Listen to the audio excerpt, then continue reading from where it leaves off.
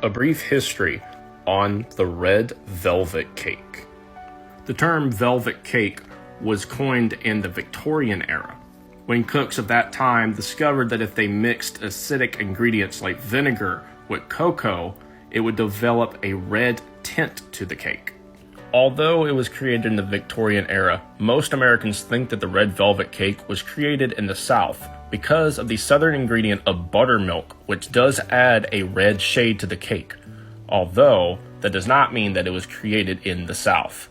In the 1930s, the Waldorf Astoria Hotel in New York City began to serve red velvet cake in their restaurant, which gained them the credibility to be known as the people that created the cake, although they were not the ones that actually created it.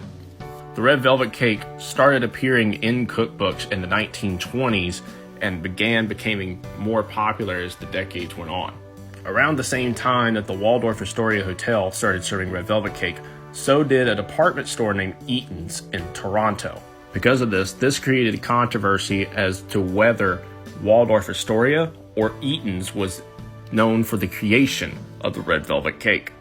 The main difference between the two cakes was that Waldorf Astoria used the buttermilk recipe to create the red tint, while Eaton's used red food dye to create the red tint.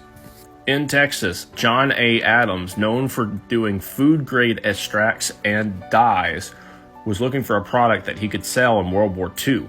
Since cocoa was scarce during World War II, that meant that most cooks at home could not create a red velvet cake naturally. This meant many cooks at home were substituting beet juice or pureed beets for the color of red. This allowed Adams to capitalize on the American public by serving his red food dye packages with a red velvet cake recipe that called for their butter extract and the red food dye, which now is known as the more commonly known red velvet recipe. Because of Adams' capitalization of the cake, the recipe became mainstream and the popularity of the cake remained consistent. However, in the early 70s, the popularity died out when James Beard called the cake bland and uninteresting. This caused the red velvet cake's popularity to come to a screeching halt, and between the 1980s and the early 90s, there was no recollection of a red velvet cake in any cookbook in the United States, until the movie Steel Magnolias was released in 1989.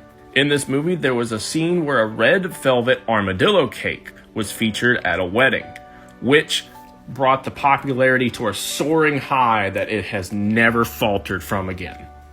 In 2013, 4.1% of all items on restaurant menus were red velvet inspired.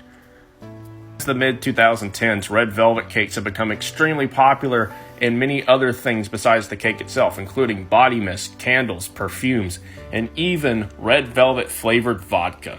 In 2014, with an interview with the New York Times, Sterling Krim, the managing partner and chief marketing officer for Adams Extract Company, revealed that John Adams and his wife, Betty, first ate the red velvet cake at the Waldorf Astoria and thought that they could make the cake more affordable for the common everyday family.